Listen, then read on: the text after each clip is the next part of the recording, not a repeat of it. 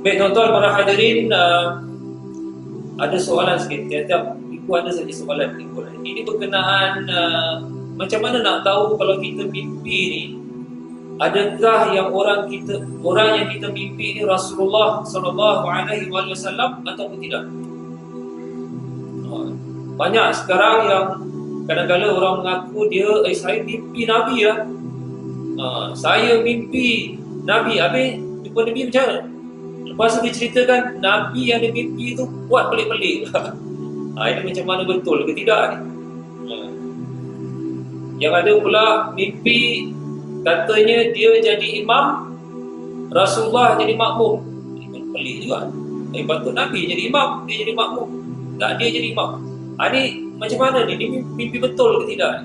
Baik tuan-tuan, sebelum kita teruskan majlis kita dan dengan tajuk baru lagi insya-Allah berkenaan silaturahim pula, kita mulakan dengan baca surah Al-Fatihah. Semoga Allah Subhanahu wa taala memberkati segala ilmu yang kita pelajari, diberikan kita kesihatan, keselamatan, kebahagiaan hidup dunia dan akhirat insya-Allah. Dan tidak lupa juga kita hadiahkan pahalanya kepada junjungan tercinta Rasulullah sallallahu alaihi wasallam, kepada kaum keluarganya, sahabat-sahabatnya, para nabi-nabi dan rasul-rasul alaihi wassalatu wassalam, kepada para ulama, guru-guru kita, kedua ibu bapa kita yang telah banyak berkorban untuk kita, dan kepada kita yang hadir pada malam ini juga. Mudah-mudahan kita berdoa kepada Allah agar diangkat darjat kita, diterima segala amalan kita, dikumpulkan kita bersama orang-orang yang saleh, dan dikurniakan kepada kita Jannatul Firdausil A'la. Amin ya rabbal alamin. Al-Fatihah. A'udzu billahi minasy syaithanir rajim. Bismillahirrahmanirrahim. Alhamdulillahi rabbil alamin. Arrahmanir rahim. Maliki yaumiddin. Iyyaka na'budu wa iyyaka nasta'in. Ihdinas siratal mustaqim. Siratal ladzina an'amta 'alaihim ghairil maghdubi 'alaihim waladdallin. Amin ya rabbal alamin. Alhamdulillah. Baik tuan-tuan, malam ini kita masuk tajuk baru berkenaan silaturahim, di mana Rasulullah sallallahu alaihi wasallam ada menyebut tidak masuk syurga orang yang memutuskan silaturahim. Ini tajuk besar ni. Minggu lepas berkenaan bunuh diri. Bagaimana nak menghadapi kalau ada pihak keluarga yang bunuh diri. Jadi ada kena-mengena ni, pihak keluarga, dan dia pula tak boleh putus silaturahim. Sengaja putuskan dengan sebab-sebab itu tak munasabah, berdosa besar. Menghalalkan putus silaturahim, tak masuk syurga. Baik, balik semula tadi berkenaan soalan mimpi. Mimpi ni tajuk besar tuan-tuan. Sebab itu Nabi Yusuf alaihi salam, Nabi Yusuf Allah Ta'ala berikan kelebihan dapat menafsir mimpi. Dan sekarang dah ada buku tafsir mimpi Ibn Sirin rahimahullah, seorang tabi'in terkenal. Tapi kadang-kadang ni buku Ibn Sirin ni, tuan-tuan, kalau beli tafsir mimpi ni Ibn Sirin ke siapa-siapa pun, ini kadang-kadang ni orang alim dia tafsirkan mimpi tengok pada keadaan. Jangan pula nanti kita beli tafsir mimpi, ni tafsir mimpi Ibn Sirin, bestseller beli, harga 20 tu baca. Tadi malam mimpi lah, mak cakap tadi malam mimpi buang air kecil depan publik. Contoh lah, buang air kecil atau buang air besar depan publik. Ni mimpi apa ni?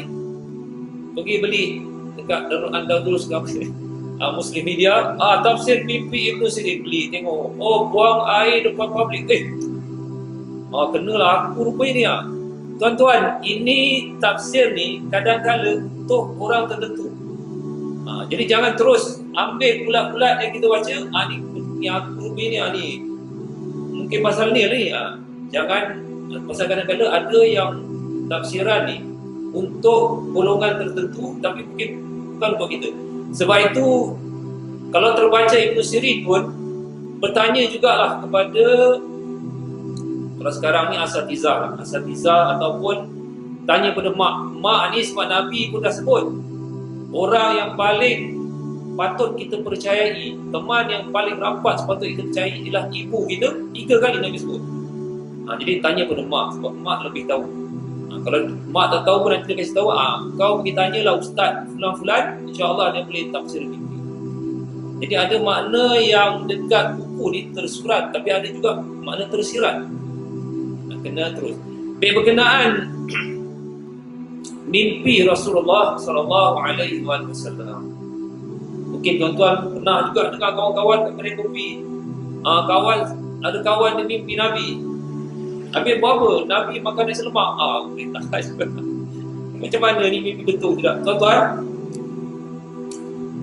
ini secara umum tapi kalau tuan-tuan kalau rasa sebaik-baik juga kalau mimpi yang saya terangkan ini, kalau tak puas hati boleh tanya kepada asatizah yang lebih dimuliakan, dihormati orang alim.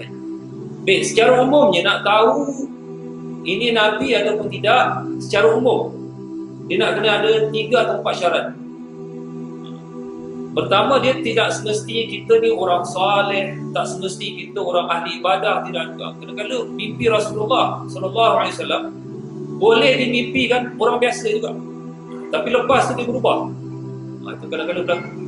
Baik, pertama sekali, ini kalau nak tahu kita mimpi sama ada Nabi atau tidak. Dalam mimpi itu ada orang alim yang kita kenal dan dia beritahu kepada kita yang sebelah saya ni Rasulullah sallallahu alaihi wasallam. Ini cara paling mudah. Contohnya mungkin ramai yang abang-abang kita, pakcik-pakcik kita mungkin kenal siapa itu Ustaz Said Abdullah Al-Jufri rahimahullah. Semua kenal ramai yang kenal. Kita mimpi malam inilah mudah-mudahan jumpa Habib Said Abdullah Al-Jufri datang dalam mimpi. Jelas datang dengan seorang lain kat sebelah. Dan Said Abdullah Al-Jufri beritahu pada kita, contohnya saya, Ustaz, pertama saya Amaris, sebelah saya ini adalah Rasulullah sallallahu alaihi wasallam. Ini pertama, dia mesti orang yang kita kenal. Kalau orang yang kita tak kenal, entah mana siapa-siapa, siapa pula ni orang ni, tiba-tiba datang kat kita, sebelah saya ini Nabi. Ini kalau mimpi macam ini kena tawakuf dulu, sebab kita tak kenal siapa. Jadi pertama sekali nak tahu Rasulullah atau tidak, pertama orang yang mimpi ni kita jumpa ni, orang yang kita kenal dan dah meninggal dunia. Jadi dia kata, baik. Kedua,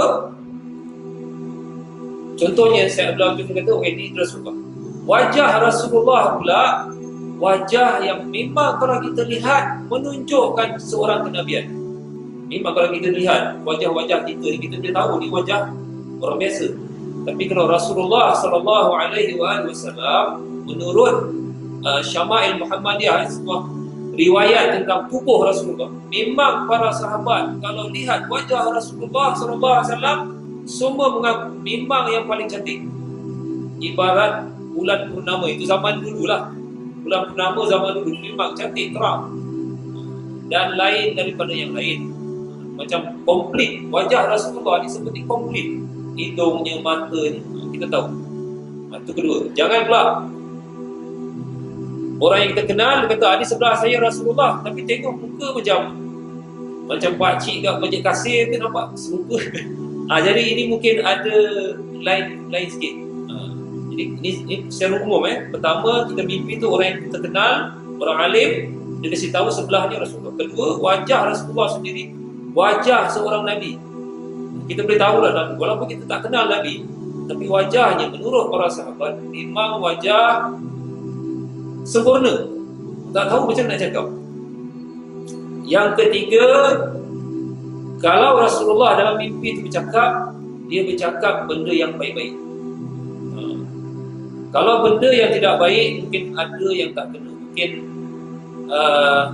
cerminan hati kita lah, cermin hati kita. Mungkin kita pula orang yang tak baik, jadi kita dengar pun kurang jelas dan sebagainya. Ini syarat utama lah 3. Kita kenal orang yang kasih tahu, kemudian Nabi wajahnya, dan Nabi memberi nasihat yang baik. Kalau salah satu tak ada, sebaik-baik tuan-tuan tanya kepada orang alim. Dan jangan cerita-cerita dengan kawan-kawan yang tidak dipercayai. Bahaya. Sebab mimpi ni dia salah satu daripada ru'yah as-salihah, daripada Allah Ta'ala dia nak berikan kepada orang beriman ni satu ru'yah, mimpi yang benar. Jadi kadang-kadang mimpi yang benar tu boleh bertukar jadi mimpi yang tak baik untuk kita kalau kita bercakap dengan orang yang tidak dipercayai. Kemudian orang tu pula mendoakan macam itu. Contohnya, kita bercakap kawan-kawan, saya mimpi sekian-sekian, Rasulullah kata gini-gini, mimpi baguslah. Tapi dia kata, Rasulullah kata saya ni orangnya degil. Contohnya lah, degil. Nak kena rajin sembahyang. Jadi kita pula kasih tahu kawan-kawan jenis suka main-main.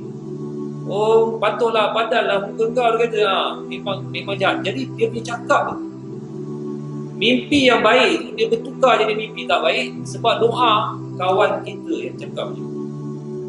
Sebab tu jangan cerita kalau mimpi baik macam gini, mimpi yang bagus macam gini, jangan cerita sembarang. Dan kalau boleh cerita kepada orang yang paling kita percayai, antaranya mak kita ataupun asatizah, ustaz-ustaz yang boleh percaya. Baik, ada juga orang yang bertanya dengan saya tentang ada orang mimpi orang tu dah meninggal. Lepas tu dia menjadi imam dan orang yang mimpi pula dia kata dia nampak Nabi. Tak tahu macam mana dia kenal. Dia kata Nabi menjadi makmum, orang yang dia kenal menjadi imam. Saya rasa ini ada orang ni ada tafsir dia menunjukkan orang ni hebat, dia jadi imam, Nabi menjadi makmum. Tapi pada saya, wallahu alam, ini macam ada yang tak kena. Sebab dalam Islam tuan-tuan, dalam ayat Qurannya pun la tuqaddimu baina yadayillah wa rasulih. Jangan kamu kedepankan diri kamu di depan Rasulullah. Jangan kamu mendahului diri kamu daripada Rasulullah. Jadi kalau orang tu dah jadi imam, Nabi menjadi makmum, mungkin ada yang tak kena sini. Jadi kalau mimpi-mimpi macam gini yang ada yang tak kena, mungkinlah ada nak beri nasihat. Mungkin orang ni dia sering bercakap benda-benda yang Nabi tak cakap ataupun dia memberikan pendapat yang bertentangan dengan syariat. Jadi saya sendiri kalau orang mimpi saya tuan-tuan, mimpi saya jadi imam, Rasulullah jadi makmum, saya cepat-cepat bertaubat, saya istighfar, ya Allah, saya mungkin ada buat salah. Sebab saya dah mendahului Rasul. Macam mana pula saya jadi imam, Nabi jadi makmum? Ada yang tak kena. Tapi ada orang lain dia kata, ini menunjukkan orang ni hebat, sunnah Nabi dia hebat. Tapi Nabi menjadi makmum macam mana? Pening dia tak tahu nak jawab. Ini ada yang tak kena. Patut kalau mimpi Nabi jadi imam, kita jadi imam, tak boleh terbalik. Jadi ringkas kesimpulan tuan-tuan, mimpi berjumpa Rasulullah SAW secara umumnya macam itulah, 3 syarat. Kalau tak jelas, contohnya kita nampak belakang Nabi, orang kata ini Rasulullah, tapi kita nampak belakang. Kemudian dia berpaling, yang dikatakan yang berpaling dia pergi jauh ke sana, kita pula pergi ke sini. Itu maknanya ada nasihat, kita ni dah mula jauh daripada ajaran Islam. Itu kadang bagus juga. Kita mimpi, Nabi tapi pergi sana, kita pergi ke sini. Menunjukkan ada benda yang kita buat salah. Ini secara umum lah tuan-tuan, berkenaan mimpi Rasulullah SAW. Mudah-mudahanlah satu hari kita dapat bermimpi Rasulullah, dan ini sebagai berita baik. Selalunya kalau kita dapat mimpi Rasulullah SAW, ini adalah berita baik. Sama ada ia berbentuk nasihat, teguran, ataupun ia juga berbentuk berita gembira. Saya dengar ceramah daripada Ustaz Dr. Harun Din. Dalam ceramah ini dia dah pastikan memang Rasulullah ada mimpi yang dia jumpa Rasulullah sehingga kan dia menangis-nangis ceramah tu. Dia kata dalam mimpi tu kata dia ambil kasut Nabi SAW dipakaikan kepada kaki Rasulullah SAW. Kalau tak silap saya lah mimpi macam nangis. Kalau macam itu maknanya InsyaAllah mudah-mudahan ini makna yang baik lah. Jangan terbalik. Kalau terbalik, ada yang tak kena. Nabi pula pakaikan kasut untuk kita, itu maknanya ada yang tak kena. Maknanya kita ni mungkin ada buat silap lain. Dia jangan terbalik. Macam tadi lah, mimpi patut Nabi jadi imam, tak, kita pula jadi imam. Ini ada yang tak kena. Kita perhatikan, mimpi ni dia kena faham betul-betul. ke Nabi Yusuf alaihissalam macam mana takbirkan mimpi dan begitu hebat.